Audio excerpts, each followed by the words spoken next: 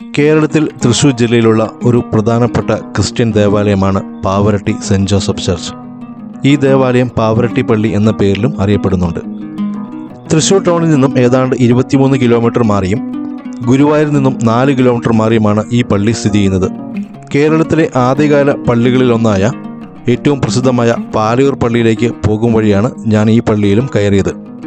എല്ലാ വർഷവും ഈ പള്ളിയിൽ വിശുദ്ധ യൗസേപ്പ് പിതാവിൻ്റെ തിരുനാളിനോടനുബന്ധിച്ച് നടക്കുന്ന വെടിക്കെട്ട് വളരെ പ്രസിദ്ധമാണ്.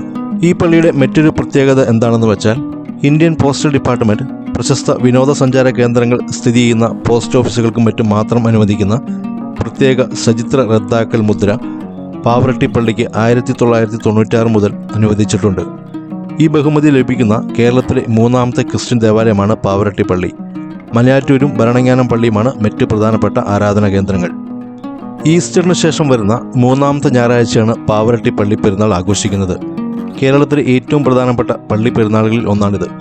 ഈ പെരുന്നാളിനോടനുബന്ധിച്ച് നടക്കുന്ന വെടിക്കെട്ട് വളരെ പ്രസിദ്ധമാണ്. നാനാ മതജാതിയിൽപ്പെട്ട ആളുകളും ഈ തിരുനാൾ ആഘോഷത്തിൽ പങ്കെടുക്കാറുണ്ട്. ഈ വർഷം മെയ് 18-നാണ് പാവറട്ടി പള്ളിയിലെ തിരുനാൾ. പാവറട്ടി പള്ളി പെരുന്നാൾ നടത്തുന്നത് തീർച്ചയായിട്ടും പള്ളി അധികാരികളാണെങ്കിലും പള്ളിയിലേക്കുള്ള അമ്പമേളങ്ങൾ നടത്തിവരുന്നത് നാനാജാതി മതസ്ഥരടങ്ങുന്ന തൊഴിലാളികളാണ്. പല വീടുകളിൽ നിന്നും അമ്പ് തിരുനാൾ വരുന്നു. എല്ലാ മതസ്ഥർക്കും അന്നേ ദിവസം അന്നദാനം നടത്തി വരികയും ചെയ്യുന്നുണ്ട്. ഈ പള്ളിയുടെ ചരിത്രം നോക്കുകയാണെങ്കിൽ പാവറട്ടി പ്രദേശം ഒരിക്കൽ ചിറ്റേത്തുകര ഇടവകയുടെ കീഴിലായിരുന്നു. ദൂരക്കൂടുതൽ കാരണം പാവറട്ടി പ്രദേശത്തു നിന്നുള്ളവർക്ക് ചിറ്റേത്തുകരയിൽ എത്തിച്ചേരുന്നതിനുള്ള ബുദ്ധിമുട്ട് പരിഗണിച്ച് പുതിയൊരു പള്ളി പാവറട്ടിയിൽ പണിയാൻ തീരുമാനിക്കുകയും പിന്നീട് അത് സെൻറ് ജോസഫ് ചർച്ച് എന്ന പേരിൽ പണിയുകയുമാണ് ഉണ്ടായത്. അങ്ങനെ 1876 ഒരു താൽക്കാലിക പള്ളി പണിയുകയും പിന്നീട് 1880 പുതിയൊരു പള്ളി പണിത് വിശ്വാസികൾക്ക് തുറന്നു കൊടുക്കുകയും ചെയ്തു. പിന്നീട് വിശ്വാസികളുടെ എണ്ണം വർദ്ധിച്ചത് മൂലം 1934-ലും 1961-ലും പള്ളിയുടെ ഇരുവശങ്ങളിലേക്കും വലിപ്പം കൂട്ടുകയും ചെയ്തു.